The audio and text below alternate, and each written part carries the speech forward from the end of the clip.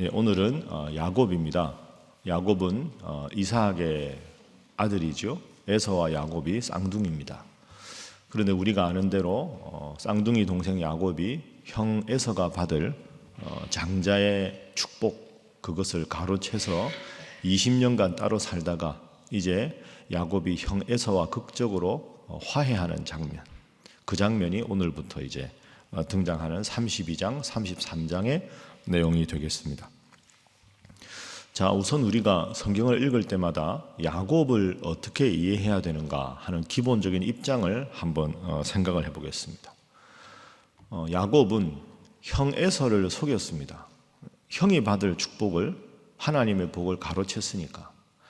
그리고 아버지 이삭이 형 에서 장남이니까 사냥을 하고 와라, 사냥을 하러 갔다 오면 그 음식을 먹고 내가 너에게 장자에게 줄 수 있는 축복을 하겠다.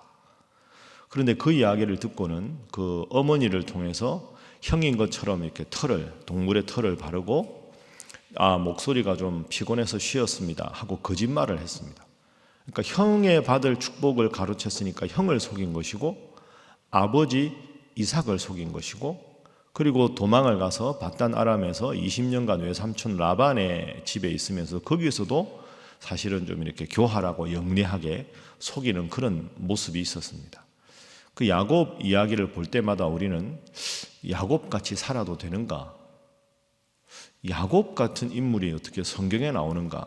성경에는 우리가 본받을 만한 훌륭한 믿음을 가진 사람, 훌륭한 삶을 살아간 사람, 이런 사람들이 주로 나와야 하는데, 야곱은 상당히 교활하고 어떻게 보면 사기꾼 같은 기질도 있지 않는가? 어떻게 이런 사람이 이스라엘의 위대한 족장일 수 있고 지도자일 수 있는가? 이 사람 같이 살아도 되는가? 이런 질문을 많이 합니다. 그래서 첫 번째 오늘 본문의 교훈은 야곱도 사랑하시는 하나님입니다.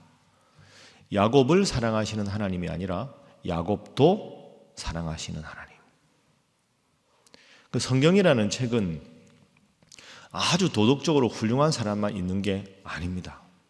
아무리 하나님 앞에 훌륭해 보이고 하나님 앞에 훌륭한 신앙을 가진 것 같아도 누구나 실수할 수 있고 누구나 허물이 있을 수 있다 하는 걸 아주 과감하게 드러내는 책이 성경입니다.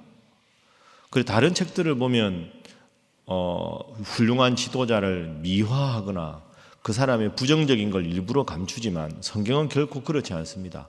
가장 위대한 왕 다윗 왕 이야기를 다룰 때도 부하 장수 우리아의 아내 밧세바를 범한 이야기가 기록되어 있고, 솔로몬 같은 지혜로운 왕도 말년에 수많은 우상을 섬겼던 부끄러운 이야기가 늘 있게 됩니다. 그러니까 하나님은, 그리고 우리가 이 성경을 읽을 때 훌륭한 인물들을 통해서 배워야 될 것은 배워야 되지만 인간적인 약점을 가감없이 드러내기도 합니다. 그래서 어쩌면 성경이 보다 많은 사람들에게 더 많은 공감을 얻고 나같이 부족한 사람도 하나님께서 그래서 쓰시는구나 하는 마음을 갖게 되는 거죠. 오늘 본문 말씀 보십시오. 아버지 속이고 형을 속이고 외삼촌 라반을 속인 것뿐 아니라 오늘 본문에도 그런 모습이 등장합니다. 자, 8절 한번 보시죠. 자, 7절부터 보면 야곱이 에서를 만날 때 심히 두렵고 답답하여 자기와 함께한 동행자와 양과 소와 낙타를 두 떼로 나눕니다. 왜 두 떼로 나누었느냐? 한꺼번에 가면 되는데 8절 이르되 에서가 와서 한 떼를 치면 남은 한 떼는 피하리라. 이게 지금 야곱의 계략입니다. 두 떼로 나누어 있다가 한 떼를 치면 나라도 도망을 가야 되지 않느냐. 그러니까 이것이 어떻게 보면 영리하다고도 볼 수 있는데 끝까지 형을 못 믿습니다. 이게 야곱입니다. 그리고 뒷부분에도 계속 읽어보면 동물들을, 가축들을 먼저 보냅니다. 지금 형 에서가 400명을 데리고 동생 야곱을 맞이하러 오는데 수많은 육축대가 오니까 이게 뭐냐? 저 뒤에 동생이 오는데 동생 야곱이 형님 드리라고 지금 먼저 예물을 보냈습니다. 그 다음에 또 이게 뭐냐? 형님 드리라고 먼저 보냈습니다. 그렇게 해서 최대한 감정을 기분 좋게 만들어 놓고 자기가 제일 사랑하는 아들들은 아들들 중에서도 제일 뒤에 놓고 그러다 중간에 여차하고 치면 나라도 도망가겠다. 이게 지금 야곱의 계략입니다. 지혜롭다라고 보기에는 교활하고 아주 잔꾀가 수가 많은 인물이다 하는 걸 우리가 볼 수가 있지요. 그런데 이런 야곱도 하나님은 사랑하셨다. 이런 야곱조차도 하나님께서 사랑하시고 복을 주시고 이스라엘 모든 민족의 위대한 족장의 한 사람으로 세워주셨다 하는 것이 첫 번째 본문에 나오는 하나님의 모습입니다. 내가 나를 보기에 부족해도 어떻게 저런 사람이 하는 사람이라도 하나님께서는 그의 장점과 단점 중에서 훌륭한 점을 위주로 어떻게 보면 한쪽 눈을 감으시고 그를 쓰신다 하는 것이 첫 번째 교훈이지요. 자, 그럼 두 번째로 한번 넘어가 보겠습니다. 야곱이 그렇게 잔꾀가 많고 교활하고 그런 사람인데 어떤 면이 훌륭했을까? 야곱은 단순한 사기꾼이 아닙니다. 어떤 점을 하나님께서 야곱에게 귀하게 보셨을까? 인간적으로 보면 참 허점이 많은 사람인데 그게 뭐냐? 두 번째, 야곱을 통해 배울 점은 하나님의 복을 사모하는 열심이 있었다 하는 겁니다. 이게 야곱이 훌륭한 점입니다. 야곱은 하나님의 복을 사모하는 열심이 있었습니다. 자, 오늘 본문 뒷부분 한번 보시죠. 자, 24절, 25절. 자, 천사를 만나서 함께 씨름을 하죠. 24절, 25절 보면 야곱이 홀로 남았습니다. 어떤 사람이 천사지요. 날이 새도록 야곱과 씨름하다가 자기가 야곱을 이기지 못함을 보고 그가 야곱의 허벅지 관절을 치매 야곱의 허벅지 관절이 그 사람과 씨름할 때 어긋났더라. 자, 26절 함께 읽어봅니다. 시작. 그가 이르되 날이 새려하니 나로 가게 하라. 야곱이 이르되 당신이 내게 축복하지 아니하면 가게 하지 아니하겠나이다. 아멘. 이 26절이 야곱이 훌륭한 점입니다. 보통 사람이 아닌 걸 알았죠. 하나님의 사람이구나. 가려고 하니까 밤새 씨름을 하고 하나님의 축복을 나에게 주지 않으면 보내지 않습니다.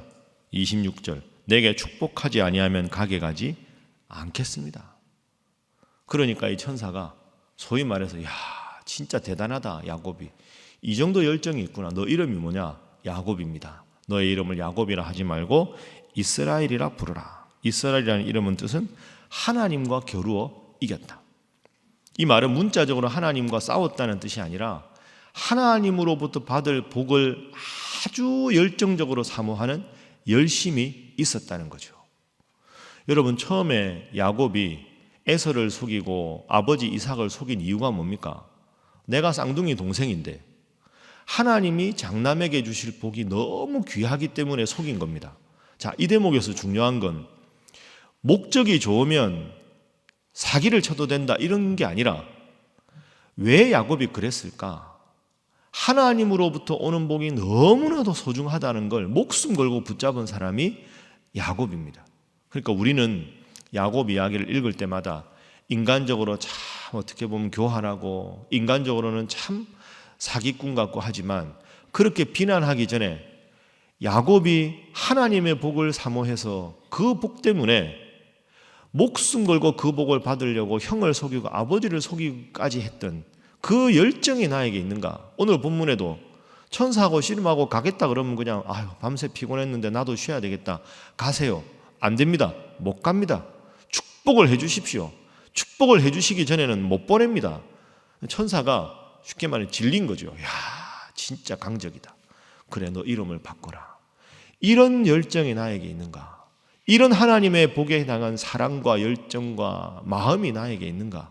이게 야곱을 통해서 우리가 배워야 할 점입니다. 그래서 이 새벽에 기도하실 때 하나님의 말씀을 사모하고 하나님께서 복 주시겠다고 약속하신 그 말씀이 나의 삶에 이루어질 때까지 야곱 같은 열정과 야곱 같은 헌신의 마음을 허락하여 주옵소서.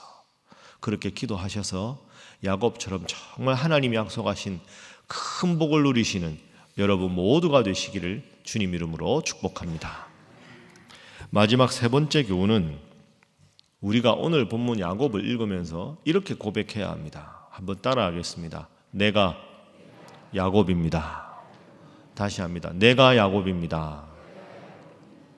그렇습니다, 여러분. 우리는 사실은 야곱한테 교활하다, 사기꾼이다 말할 수 있는 자격이 없습니다. 다 우리가 나를 보면, 자기가 자기를 보면 우리가 야곱보다 못하지 않습니까? 솔직히 우리는 야곱처럼 하나님의 복을 정말 사모하는 열심도 야곱보다 못하고, 때로는 내가 나를 봐도 깜짝 놀랄 정도로 야곱보다 더한 잘못을 저지를 때도 있지 않습니까? 내가 사실은 야곱이죠. 그래서 야곱 이야기를 읽을 때 하나님은 어떻게 야곱 같은 사람을 사랑하시냐? 참 하나님도 너무하다. 이게 아니라 내 인생에 내가 야곱 같을 때, 내가 나를 보아도 한심하고 내가 나를 보아도 미워지는 그 순간에도 하나님은 야곱을 사랑하신 것처럼 나를 악하다고 버리지 않으시고 부족하다고 버리지 않으시고 언제나 내가 하나님께 향하기만 하면 나를 야곱을 받으신 것처럼 받아주시는 하나님, 내 인생에 함께 하시는 하나님. 그래서 야곱의 이야기를 통해서도 여전히 나를 사랑하시는 하나님, 여전히 나를 붙드시는 하나님, 그 하나님 믿으시고 이 새벽에도 오늘 하루도 주님 때문에 행복하고 주님의 복을 사모하고 말씀 붙잡고 기도하시는 여러분 모두가 되시기를 주님 이름으로 축복합니다. 기도하겠습니다. 하나님, 야곱처럼 하나님으로부터 오는 복을 사모하는 자 되게 하시고 반면교사 삼아 보다 성숙한 성도가 되게 하시며, 하나님, 저로 하여금 늘 말씀 붙잡고 말씀이 내 삶에 이루어지도록 기도하는 자 되게 하여 주옵소서. 기도하시고 우리 실버 어르신들을 위해서, 우리 교회를 위해서, 특별히 선교하시는 선교사님들 영육간의 강건함과 회복을 위해서 이번 주일에 있는 장로 선거 3차 투표 모든 과정 가운데 마지막까지 은혜로 지키시고 인도하여 주옵소서. 다 함께 주님 앞에 기도하겠습니다. 주여 믿습니다. 주여 믿습니다. 주여 믿습니다.